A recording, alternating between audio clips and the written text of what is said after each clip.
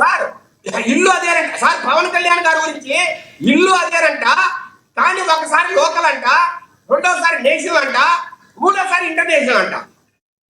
అది అది అది మంచి బాధ్యత సార్.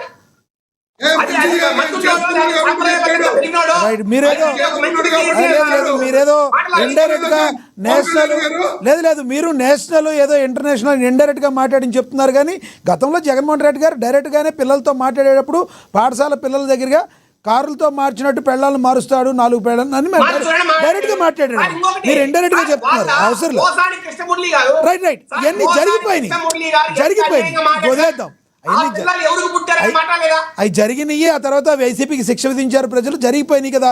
ఇప్పుడు రాధాకృష్ణ గారు కూడా మరి అలా మాట్లాడటం కరెక్ట్ కాదు కదా. రాధాకృష్ణ గారు ఏమన్నారు సార్? సార్ రాధాకృష్ణ గారు ఏమన్నారు మీకు తెలియదు? అయ్యా మీరు ప్రతి దానికి తలుపుతున్నారు సార్. 50,000 ఎకరాల్లో మీరు రాజధాని కట్టని చెప్పింది సార్ ఆ రోజు. సార్ చెప్పే విధానం ఉంటుంది కదా. శేఖర్ రెడ్డి గారు నేను ఒక మాట నేను యాంకర్ గా జర్నలిస్ట్ గా ఒక మాట, నేను యాంకర్ గా జర్నలిస్ట్ గా ఒక సామెత చెప్పకూడదు, నేను ఒక సామెత చెప్పకూడదు, కానీ నేను చెప్పాల్సి వస్తుంది.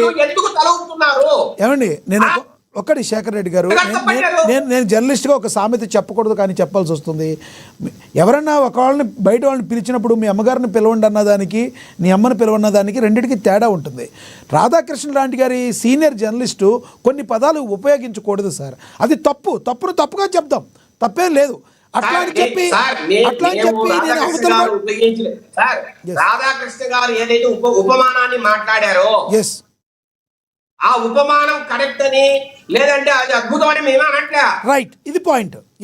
కాకపోతే సార్ నేనేమంటున్నానంటే ఆఖరికి మీరు ఎలా తయారయ్యారు, వైసీపీ నాయకులు ఎలా తయారయ్యారంటే జగన్మోహన్ రెడ్డి గారు ఏమి చెప్పినా చేసేది ఉన్నారు. ఆఖరికి భార్యలు కాదు చెల్లెళ్ళంటే కూడా మీరు ఒప్పుకుంటారా అని ఆయన క్వశ్చన్ చేశారు. అంతేగాని చెల్లెలని పెళ్లి చేయలేదు చెప్పాడు. రైట్ నేను మళ్ళీ మాట్లాడతాను మీతో. శేఖర్ రెడ్డి గారు మళ్ళీ మాట్లాడతాను. ఇస్తున్నా రమేష్ గారు మీకు ఇస్తున్నాను, మీరు మీకు ఇస్తున్నాను ఆగండి.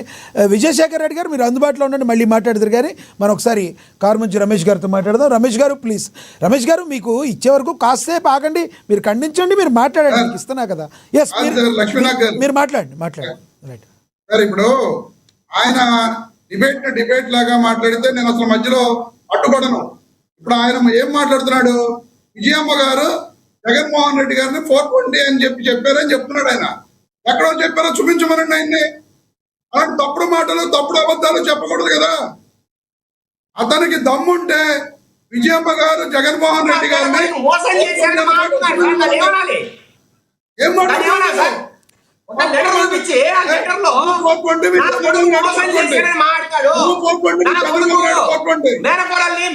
మోసం చేశారు. శేఖర్ రెడ్డి గారు ఆగండి. శేఖర్ రెడ్డి గారు ఓకే రైట్. రమేష్ గారు ఒకటి చెప్పండి, ఇప్పుడు జగన్మోహన్ రెడ్డి గారు నిన్న మాట్లాడుతూ తాడేపల్లిగూడెంలో కార్యకర్తలకి దిశానిర్దేశం చేసే భాగంగా సినిమా చూపిస్తా అని చెప్పి మాట్లాడారు. అదేవిధంగా కార్యకర్తలు కూడా సినిమా చూపిస్తా అన్నారు. ఎలా చూస్తారు మీరు దాన్ని ఏమంటారు మీరు? సార్ లక్ష్మీనాథ్ గారు, మీకు ప్యానల్లో ఉన్న సభ్యులకు అలాగే CNN ప్రేక్షకులందరికీ కూడా గుడ్ ఆఫ్టర్నూన్ అండి. Good afternoon sir. Jaganmohan Reddy గారు కార్యకర్తల సమావేశంలో ఆ వ్యాఖ్యలు చేయడం జరిగింది. ఆ వ్యాఖ్యలు తప్పుపట్టాల్సిన అవసరం. సినిమా చూపిస్తా అంటే ఇప్పుడు రాష్ట్రంలో జరుగుతున్న అవినీతి అక్రమాలు, మహిళలపై జరుగుతున్న అత్యాచారాలు, అసలు లా అండ్ ఆర్డర్ అనేది ఈ రాష్ట్రంలో లేదు. ఈ రోజు కూడా ఒక జనసేన జడ్పీటీసీ మా పశ్చిమ గోదావరి జిల్లా, పాత పశ్చిమ గోదావరి జిల్లాలో ఒక జనసేన జడ్పీటీసీ ఒక మహిళలపై చేసిన దారుణమైన వ్యవహారాలు ఈ రోజు బయటకు వచ్చినాయి. మరి ఈ రకంగా మహిళలపై జరుగుతున్న దారుణాలన్నీ కూడా ఉటంకిస్తూ జగన్మోహన్ రెడ్డి గారు ఆంధ్రజ్యోతి ABN రాధాకృష్ణ చేసిన వ్యాఖ్యల పైన మాట్లాడటం జరిగింది. ఆ మాటలో మాట్లాడే సందర్భంలో ఆ పాదయాత్ర మొదలవుద్ది. ఆ పాదయాత్ర మొదలైన తర్వాత చంద్రబాబు నాయుడు గారికి సినిమా చూపిస్తానంటే ఈ రాష్ట్రంలో జరుగుతున్న నేరాలు, ఘోరాలు, అవినీతి అక్రమాలను ఆ పాదయాత్రలో ప్రజలందరికీ కూడా తెలియజేసే విధంగా, చంద్రబాబు నాయుడు గారి దిమ్మ తిరిగే విధంగా సినిమా చూపిస్తానని చెప్పి జగన్మోహన్ రెడ్డి గారు చెప్పడం జరిగింది. దానిని పట్టుకుని సినిమా చూపిస్తా అంటే సినిమా చూడటం తప్పంటారా? చెప్పండి మీరు లక్ష్మీనాథ్ గారు. సినిమా చూపెట్టడం అంటే దాని తప్పుడు పదమా, లేకపోతే కొట్టేయడం చంపేయడం సినిమా చూపించడం అంటే? మనం మాట్లాడే విధానాన్ని మనం తీసుకునే విధానంలో ఉండదు తప్ప ఎంతసేపు కూడా నెగిటివ్ విధానంలో చూస్తే అది నెగిటివ్ గానే కనిపిస్తుంది. లక్ష్మీనాథ్ గారు రైట్ సార్, రైట్. ఇప్పుడు చంద్రబాబు గారు కావచ్చు, లోకేష్ గారు కావచ్చు, పవన్ కళ్యాణ్ గారిని మళ్ళీ దత్తపుత్రుడు అని సంబోధించడాన్ని ఎలా చూస్తారు మీరు? ఆయన సార్ ఇప్పుడు పవన్ కళ్యాణ్ గారికి దత్తపుత్రుడు అని పేరు పెట్టిందే నారా లోకేష్ గారు. 2018 ఎన్నికలకు 19 ఎన్నికలకు ముందు 18లో నారా లోకేష్ గారు మొట్టమొదటిసారిగా మోడీ గారి దత్తపుత్రుడు పవన్ కళ్యాణ్ గారు అని చెప్పి మాట్లాడటం జరిగింది.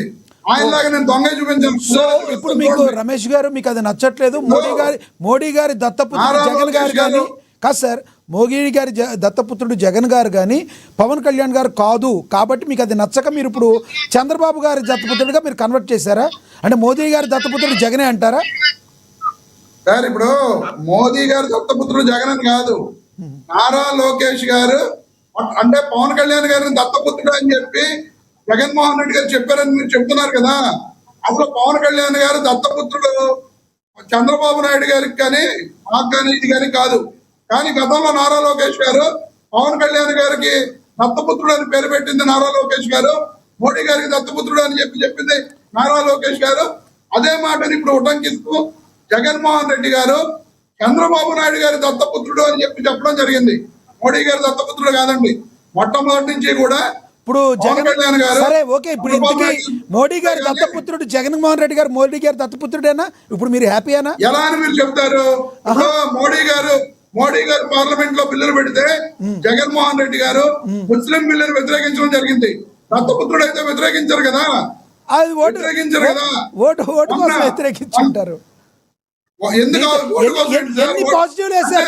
ఎన్ని పాజిటివ్లు వేశారు మీరు బీజేపీకి కేంద్రంలో, ఎన్ని పాజిటివ్లుగా మీరు ఇచ్చారు. ఎందుకు 20 సీట్లు వస్తే ఒక్కసారి సార్ 20 సీట్లు వస్తే చెడుగుడు ఆడుకుంటాను అని చెప్పిన జగన్మోహన్ రెడ్డి గారు అంతకుముందు మోడీ గారికి ఎందుకు ఊడిగం చేశారని నేను అడగట్లా, చాలా మంది ప్రజలు గారి విశ్లేషకులు గారిని అడిగారు. వాళ్ళకి ఏం చెప్తారు చెప్పండి. లక్ష్మీనాథ్ గారు, జగన్మోహన్ రెడ్డి గారు గెలిచిన తర్వాత ఫస్ట్ ప్రెస్ మీట్ లోనే చెప్పడం జరిగింది, నేను పార్లమెంట్ లో ఎన్డీఏ ప్రభుత్వం మన మీద ఆధారపడి వస్తుందని చెప్పి నేను అనుకున్నాను.